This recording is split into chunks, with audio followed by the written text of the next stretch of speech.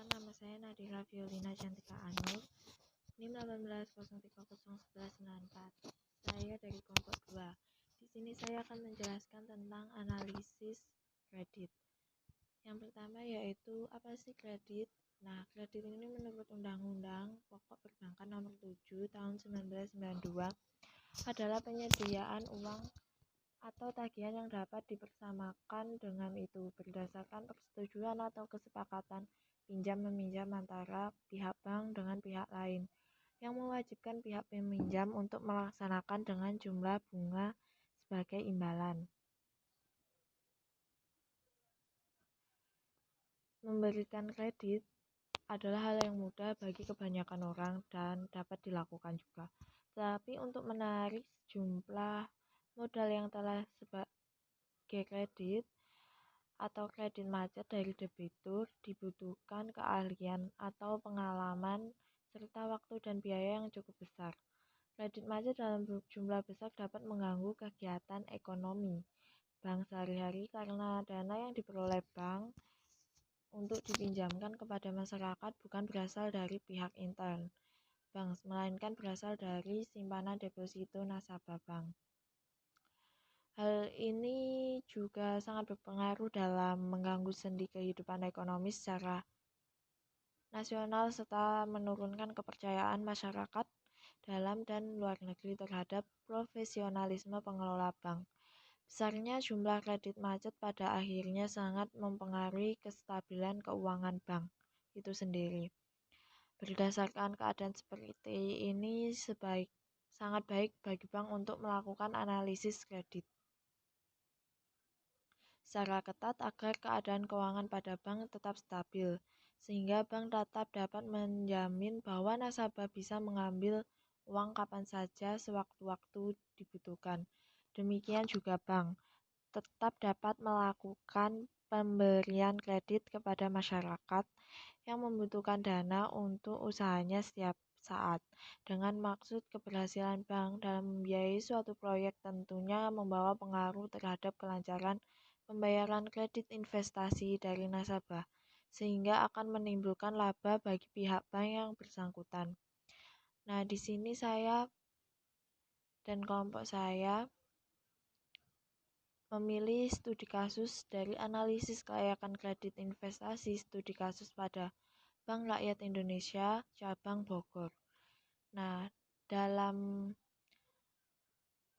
analisis studi kasus ini, metode penelitian yang digunakan dalam pengumpulan data dan informasi sebagai bahan kajian dalam studi kasus ini yang pertama yaitu studi keperpustakaan. Studi keperpustakaan ini merupakan salah satu bentuk penelitian yang dilakukan untuk memperoleh informasi dan data yang diperlukan berdasarkan buku-buku dan literatur yang diperlukan, sehingga diperoleh pengertian teoritis yang diperlukan untuk menganalisa data yang diperoleh dari lokasi penelitian. Yang kedua ada studi lapangan. Yang terdiri dari yang pertama yaitu observasi. Pengamatan yang dilakukan terhadap cara kerja bagian kredit Bank Rakyat Indonesia pada cabang Bogor.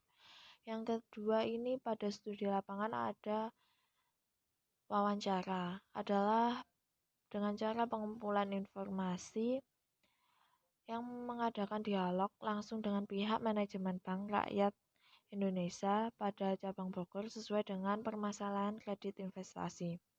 Yang ketiga ini ada analisis data.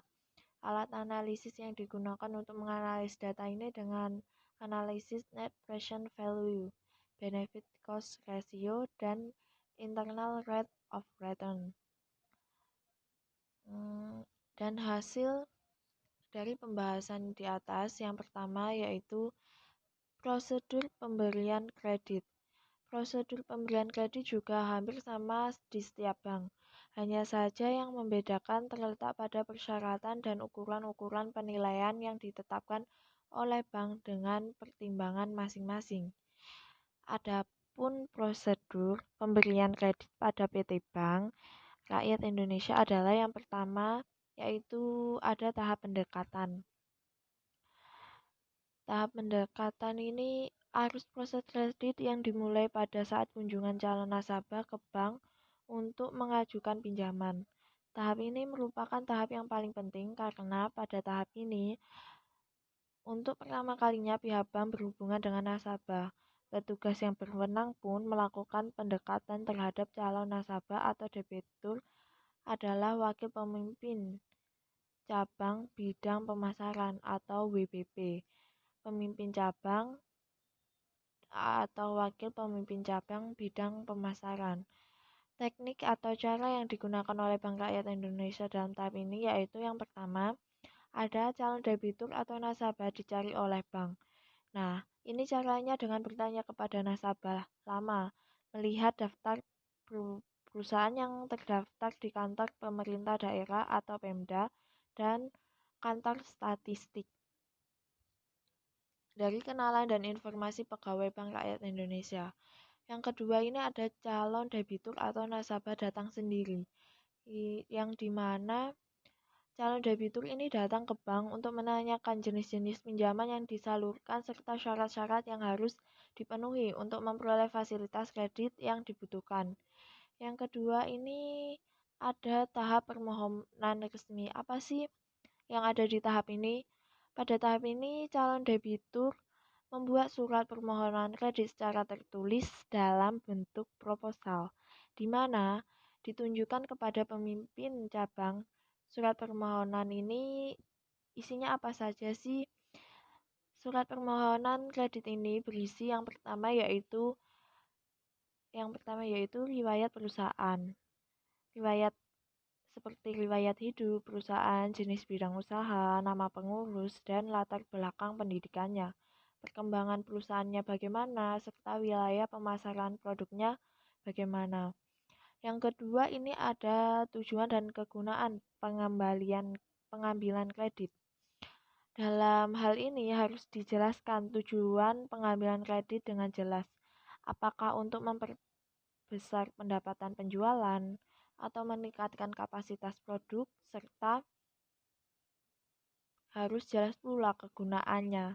Untuk apa? Apakah untuk modal kerja atau untuk investasi? Yang ketiga ini ada besarnya kredit dan jangka waktu.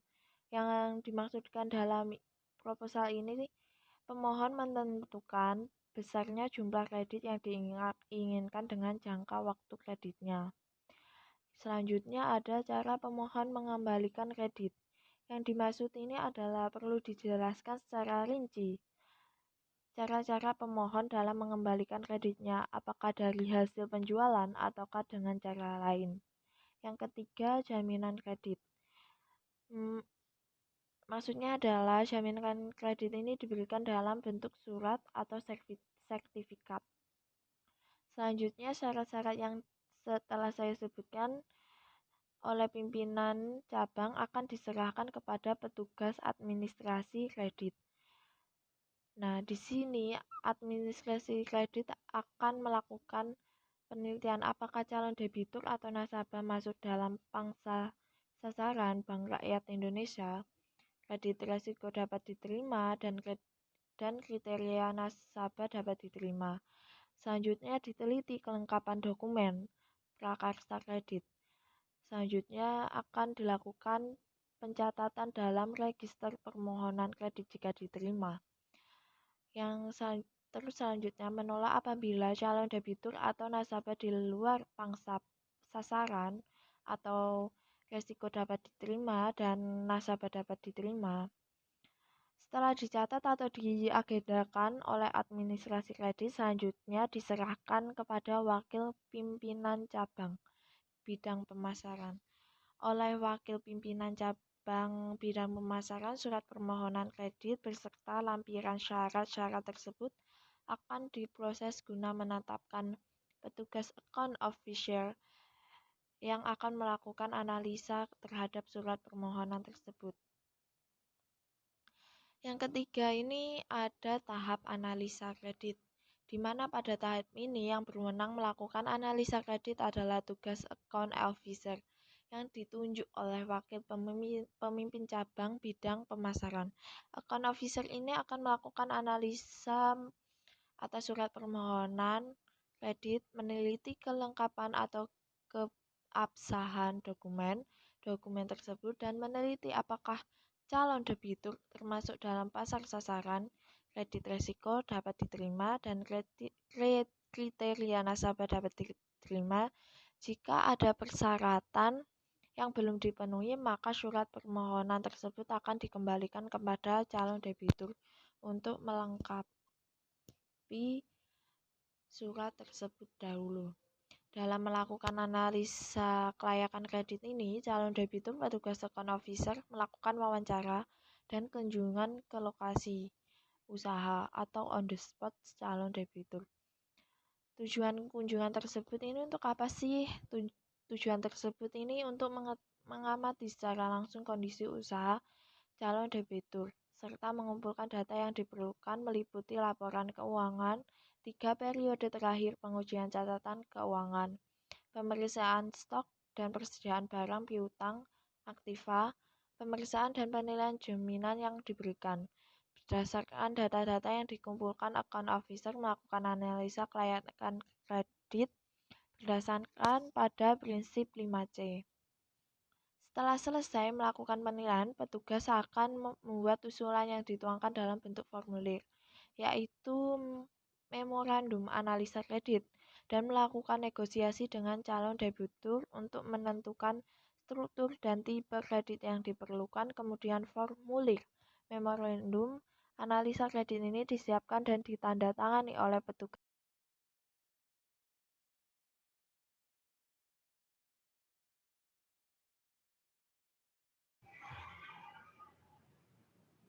Di sini saya akan menjelaskan tentang tahap otorisasi persetujuan.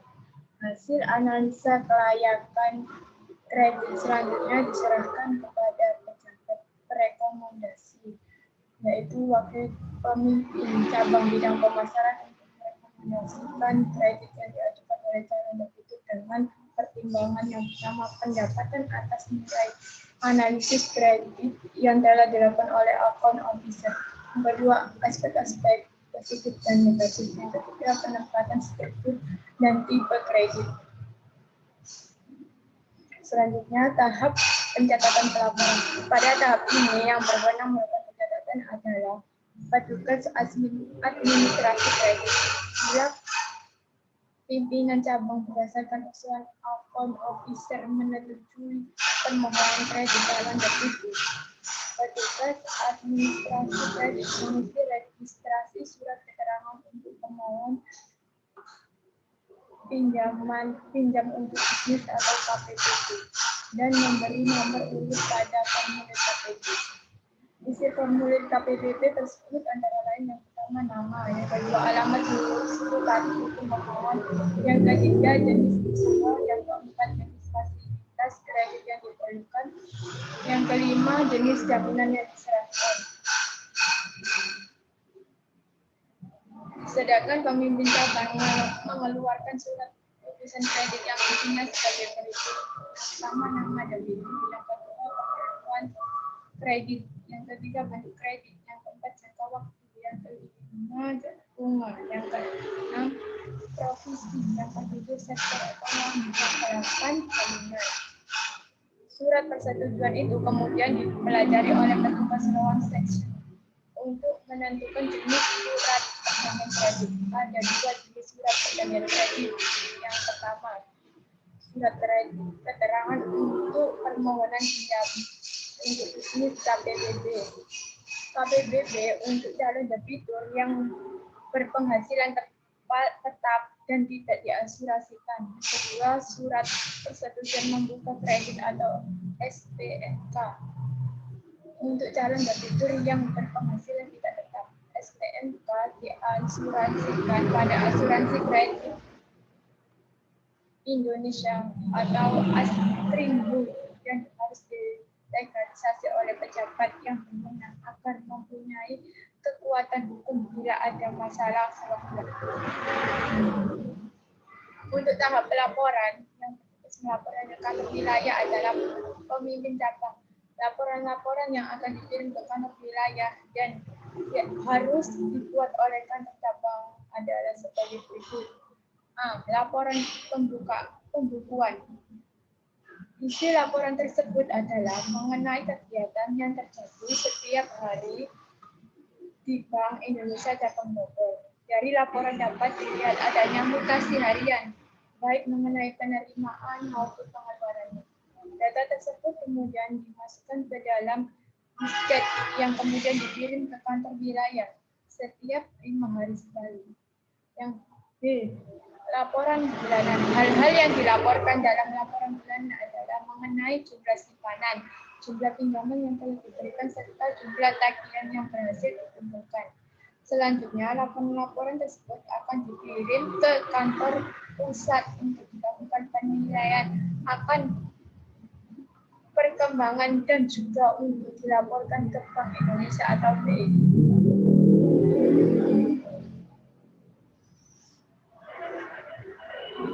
Selanjutnya, tahap supervisi dan pembinaan debitur.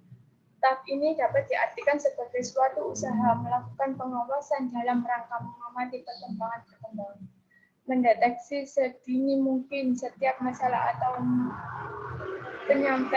penyimpangan-penyimpangan yang terjadi untuk kemudian diambil langkah yang tepat secara tepat.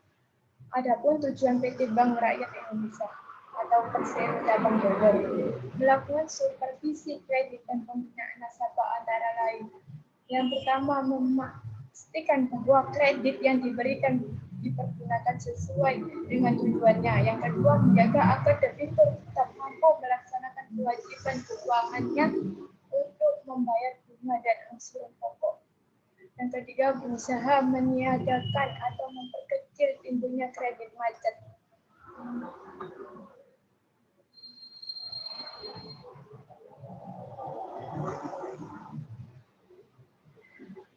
Saya Silvi Sabila, saya di sini akan menjelaskan mengenai studi kasus analisa kredit yang diberikan kepada PT XXX oleh Bank Rakyat Indonesia.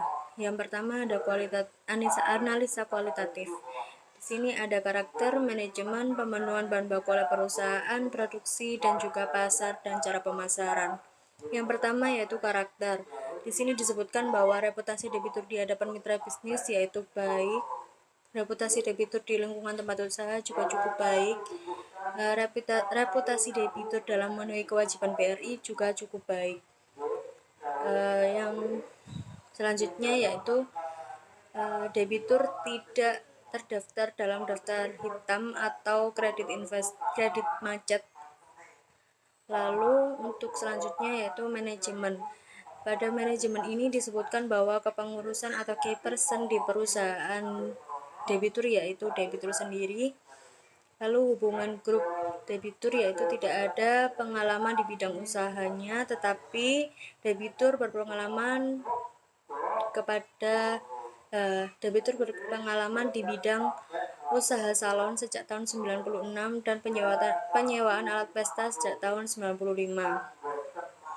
Lalu pendelegasian wewenang terhadap debitur ada. Kaderisasi pegawai juga berjalan dengan lancar ya. Lalu untuk yang selanjutnya yaitu pemenuhan bahan baku oleh perusahaan. Perusahaan debitur mempunyai pemasok dan supplier tetap.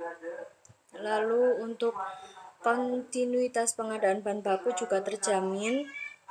Cara pembayaran bahan baku atau barang dagangan itu secara tunai dan juga kredit jangka pendek. Untuk syarat pembelian bahan baku lainnya tidak ada. Selanjutnya yaitu produksi. Jenis produksi atau jasa yang dihasilkan yakni jasa salon rias dan penyewaan alat pesta. Selanjutnya yaitu ada tidaknya produksi subsidi lain, yaitu ada produksi didukung dengan mesin dan peralatan yang memadai. Keunggulan produk debitur dibandingkan dengan pesaing yaitu ya sama. Yang selanjutnya yaitu pasar dan cara pemasaran.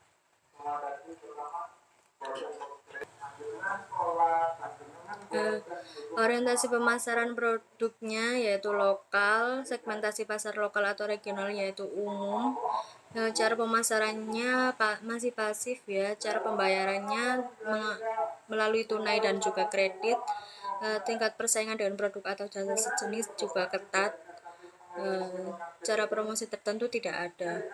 Selanjutnya yaitu faktor makro yang mempengaruhi bisnis debitur, yaitu tidak adanya kondisi sosial ekonomi yang terhambat, juga tidak ada pembatasan peraturan pemerintah daerah atau pusat, juga tidak ada proteksi tertentu terhadap bisnis debitur. Selanjutnya analisa kuantitatif. Di sini disebutkan bahwa adanya neraca rugi laba debitur posisi 3 tahun terakhir. Terus ada ulasan analisis sumber dana dan tujuan penggunaan. Juga ada rasio-rasio keuangan, cash flow, dan juga agunan kredit. Di sini yang berkaitan dengan bab 14 yaitu adanya rasio-rasio keuangan ini ya. Rasio-rasio keuangan adanya net working capital. Di sini net working capital mengalami peningkatan dari tahun ke tahun. Likuiditas juga baik, punya kemampuan menyelesaikan hutang jangka pendek, solvabilitas cukup baik,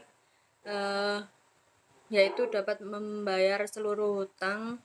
Keuntungan juga cukup baik, lebih besar dari tingkat suku bunga kredit. Biaya tercover oleh keuntungan usaha. Perputaran usaha relatif stabil dari tahun ke tahun dan masih pada tingkat yang wajar untuk usaha sejenis. Saya di sini akan menjelaskan kembali mengenai detail dari studi kasus yang sudah saya paparkan sebelumnya yang berkaitan dengan bab 14, yakni di sini ada subbab 14.3 yaitu prinsip 5C, 7P, dan 6A dalam pemberian kredit. Yang pertama yaitu prinsip 5C dalam pemberian pinjaman kredit atau analisis kredit berdasarkan prinsip 5C oleh Muljono 2002 dalam Wijayanti 2009, yaitu yang pertama yaitu karakter atau watak, merupakan sifat atau watak seseorang, dalam hal ini calon debitur. Manfaat dari penilaian soal karakter ini untuk mengetahui sampai sejauh mana tingkat kejujuran dan integritas serta tekad baik, yaitu kemauan untuk memenuhi kewajiban-kewajibannya dari calon debitur. Yang kedua yaitu kapasitas atau capacity, merupakan suatu penilaian kepada calon debitur mengenai kemampuan melunasi kewajiban-kewajibannya dari kegiatan usaha yang dilakukannya atau yang akan dilakukannya yang akan dibiayai oleh kredit dari bank. Selanjutnya yaitu kapital atau modal. Kapital adalah jumlah dana atau modal sendiri yang dimiliki oleh calon debitur. Apakah ia akan mampu melunasi utangnya, yang khususnya diberlakukan pada nasabah yang akan meminjam usaha atau yang akan meminjam untuk usaha atau bisnisnya. Yang selanjutnya yaitu kolateral atau jaminan. Sesuai dengan namanya, jaminan ini akan menjadi penjamin atau pelindung bagi pihak bank jika nantinya nasabah tidak dapat membayar pinjaman yang diambil. Oleh karena itu, idealnya besaran jaminan yang bersifat fisik ataupun non-fisik lebih besar jumlahnya dari kredit yang diberikan. Selanjutnya yaitu analisis rasio dalam pemberian pinjaman. Secara garis besar ada 4 jenis rasio menurut Herdia Ananda 2017 dalam Setiawati 2018, yaitu antara lain ada rasio likuiditas. Rasio likuiditas ini rasio yang menunjukkan hubungan antara kas perusahaan dan aktiva lancar lainnya dengan hutang lancar.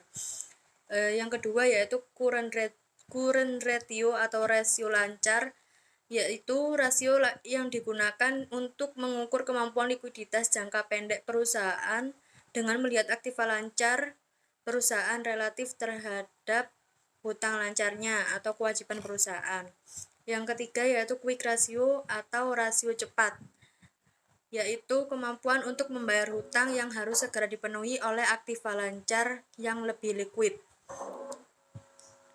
Selanjutnya yaitu rasio aktivitas, rasio keuangan yang mengukur bagaimana perusahaan secara efektif mengelola aktiva-aktivanya. Rasio ini digunakan untuk melihat seberapa besar tingkat aktiva yang tertentu yang dimiliki perusahaan, apakah sudah sesuai dan beralasan.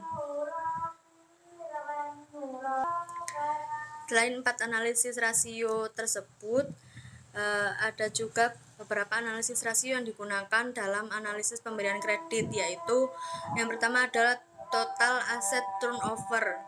Total asset turnover yaitu rasio penjualan dengan total aktiva yang menyetujui efisiensi penggunaan aktiva secara keseluruhan.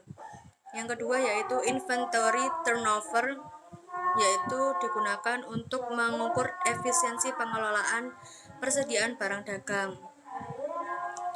Yang ketiga yaitu rasio profitabilitas, yaitu rasio yang menunjukkan kemampuan perusahaan untuk memperoleh keuntungan dari penggunaan modalnya. Terakhir yaitu net profit margin, yaitu rasio yang mengukur seberapa banyak keuntungan operasional yang diperoleh dari setiap rupiah penjualan. Selanjutnya yaitu return on asset, yaitu rasio antara laba setelah pajak dengan total aktiva. Selanjutnya yaitu return on equity, yaitu jumlah imbal hasil dari laba bersih terhadap ekuitas dan dinyatakan dalam bentuk persen.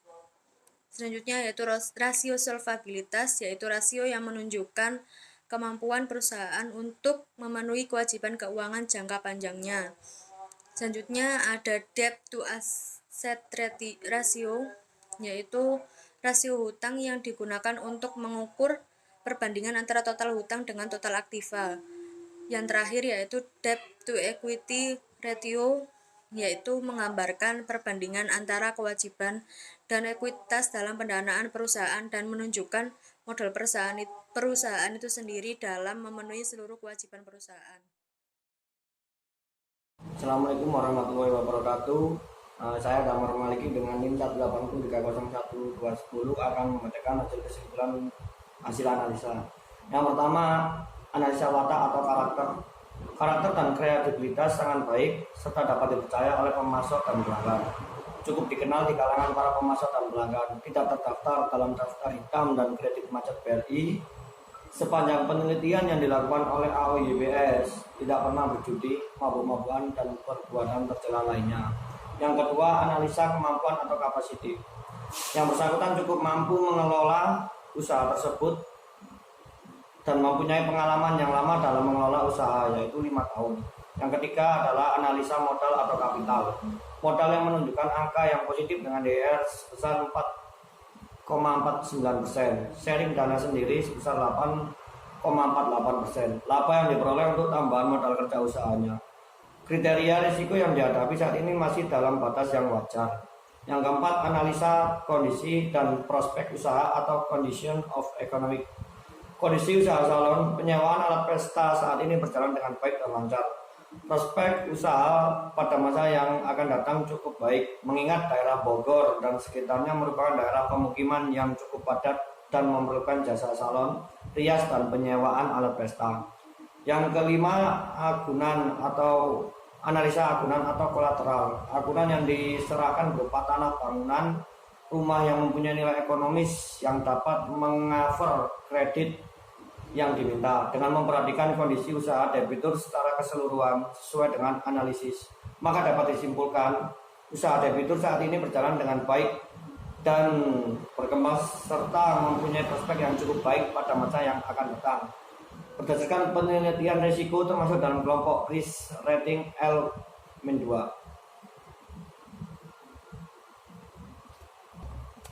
Oke, selanjutnya adalah analisa kebutuhan. Analisa yang pertama, analisa kebutuhan kredit investasi. Rencana investasi adalah pembelian peralatan usaha dan peralatan pesta dengan rincian sebagai berikut. Pembelian peralatan salon dan rias pengantin dengan data yang sudah tertera pada PowerPoint dengan subjumlah sebesar 45.050.000. Selanjutnya, pembelian peralatan pesta dengan data yang sudah tertera pada PowerPoint yang memiliki subjumlah sebesar 34.497.500 rupiah, dengan total project cost pembelian peralatan salon dan rias pengantin ditambah dengan pembelian peralatan pesta sebesar total project cost sebesar 79.547.500 rupiah.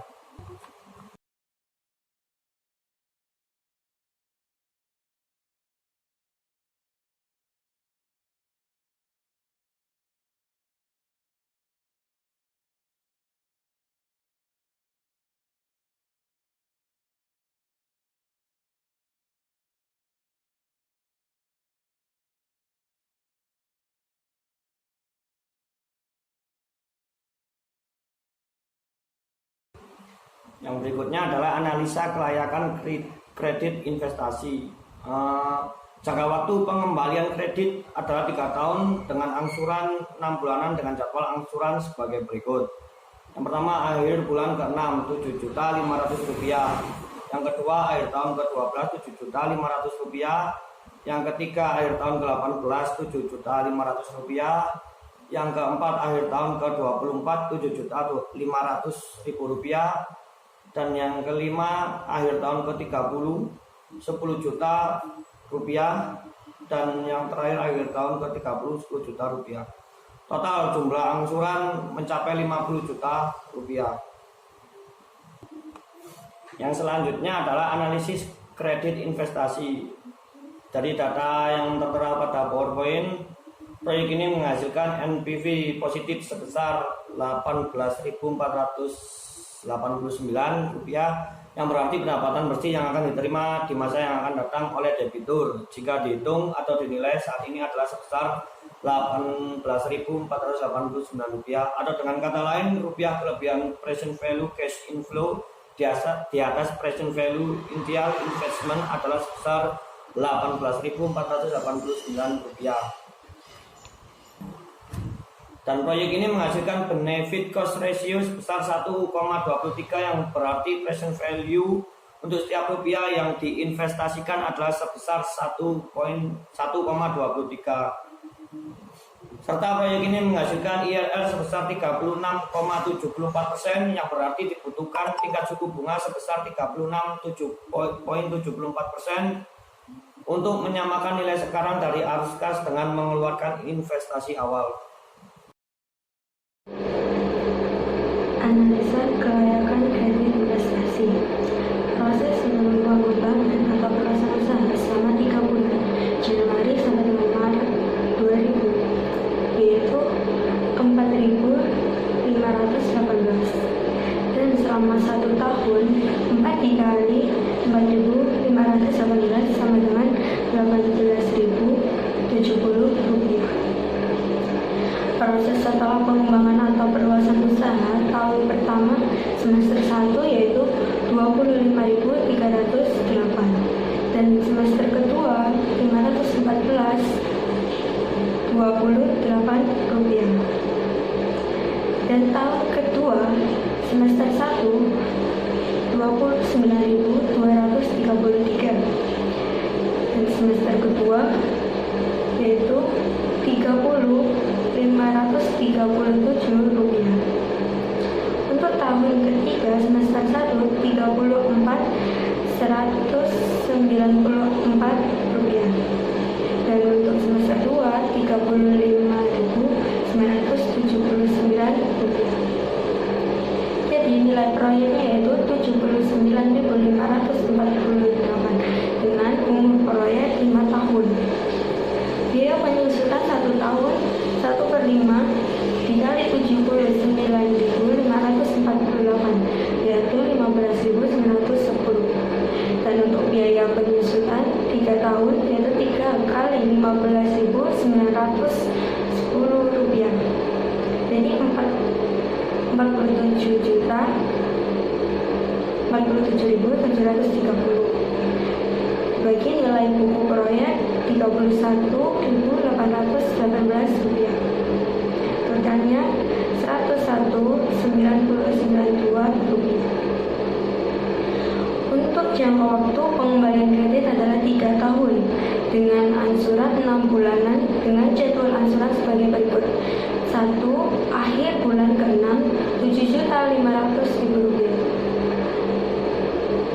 dan akhir tahun ke-12 yaitu Rp7.500.000, akhir tahun ke-18 Rp7.500.000, akhir tahun ke-24 Rp7.500.000, dan akhir ke-30 Rp10 juta, akhir tahun 30 Rp10 juta. Jadi jumlah angsurannya adalah Rp50 juta. Untuk PV proses dikurangi PV TPC sama dengan 98.037 kurangi 79.548 Jadi hasilnya 18.489. Proyek ini menghasilkan NPV positif sebesar 18.489, yang berarti pendapatan bersih yang akan diterima di masa yang akan datang oleh debitur jika dihitung atau dinilai saat ini adalah sebesar 18.489, atau dengan kata lain rupiah, kelebihan present value cash inflow di atas present value initial investment adalah sebesar 18.489. Untuk perhitungan rasionya, yaitu rasio sama dengan PV proses atau PV TBC, yaitu 79.548 ditambah 18.489 dibagi 79.548, hasilnya 1,23. Proyek ini menghasilkan benefit cost ratio sebesar 1,23, yang berarti present value untuk setiap rupiah yang dihasilkan diinvestasi adalah sebesar 1,23. Perhitungan IRR sama dengan 24% ditambah 37% kurangi 24%, 18,489% dibagi 18,489 dikurangi 34,5 sama dengan 24% ditambah 13% kali 0,98%, artinya 36,74%. Proyek ini menghasilkan IRR sebesar 36,74%, yang berarti dibutuhkan tingkat suku bunga sebesar 36,74%. Untuk menyamakan nilai sekarang dari arus kas dan mengeluarkan investasi awal. Kesimpulannya, NPV sebesar 18.489 itu positif. Untuk P atau C rasio sebesar 1,23 lebih besar daripada 1. Untuk IRR sendiri 36,74%, lebih besar dari suku bunga kredit. Berdasarkan hasil analisa di atas, maka dapat ditarik kesimpulan bahwa proyek tersebut di atas layak dibiayai dengan kredit investasi. Asumsinya yaitu hasil penjualan atau penerimaan setelah perluasan usaha diproyeksikan meningkat untuk tahun pertama sebesar 25% dari periode sebelumnya, dan selanjutnya meningkat masing-masing sebesar 10%. Kedua, kenaikan HPP dan biaya operasional proporsional dengan kenaikan penerimaannya. Ketiga, suku bunga kredit ditetapkan sebesar 24% setahun. Dan yang terakhir, perhitungan pajak 10% dari laba sampai dengan 10 juta dan 20% dari laba di atas 10 juta sampai dengan 50 juta dan 30 juta dari laba di atas 50 juta.